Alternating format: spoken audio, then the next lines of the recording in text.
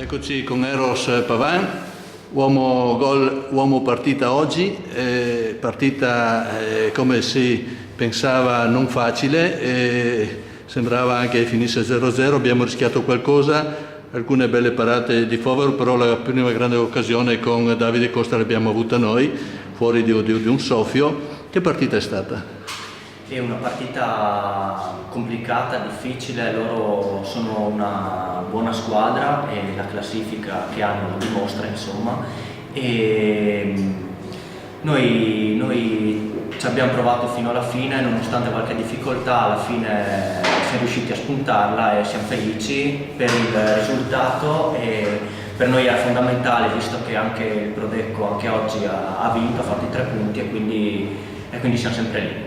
Sì, abbiamo visto un primo tempo in cui il Portogruaro ha pressato, ha condotto il gioco, e insomma se fosse stata da giudicare i punti era per il Portogruaro il primo tempo. Nel secondo, come era anche un po' normale, è venuto un po' fuori l'avversario, la squadra avversaria, però avete retto bene, lo stesso avete avuto un po' di calo fisico forse.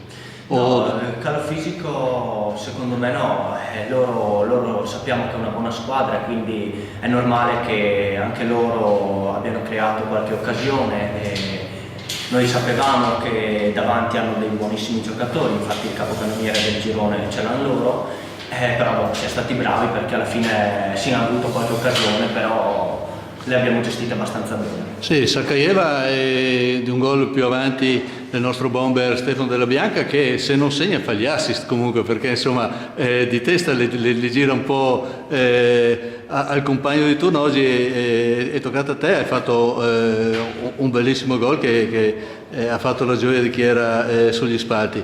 Pensavate a quel punto di portarla a casa la partita? Boh, una volta che l'abbiamo buttata dentro a 5 minuti dalla fine più o meno, abbiamo stretto i denti un attimo e la partita era da portare a casa.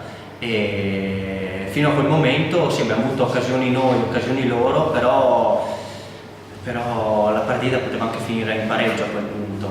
Siamo stati bravi a crederci fino in fondo e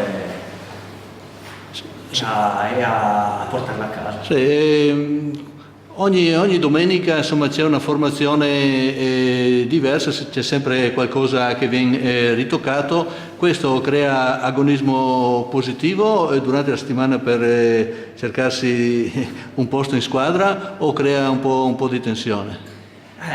Sappiamo che abbiamo una rosa completa, siamo in 22-23 giocatori, tutti che possono giocare, quindi è normale che il mister insomma faccia le sue scelte, che ci sta che una volta giochi uno, una volta parta l'altro, però l'importante è sempre farsi trovare pronti nel momento in cui si è chiamati in causa e cercare di fare il meglio possibile per la squadra. Sì, allora per chiudere, tu oggi, se non sbaglio, il tuo quinto gol in campionato, noi avevamo già fatto un'intervista in precedenza e anche là avevi segnato. Che campionato vedi tuo personale, sin qui disputato e quello in prospettiva? Ti senti bene fisicamente e sei disponibile al 100%? Beh, fisicamente sto bene. Le ultime partite avevo sempre giocato, oggi sono partito dalla panchina, però quando sono stato chiamato in causa sono entrato, è andata bene, ho fatto anche il gol della vittoria, quindi insomma meglio di così oggi non poteva andare. Bene, allora in bocca al lupo per le prossime domeniche e magari la prossima intervista con un altro gol. Grazie. Speriamo, grazie. Sì, ciao.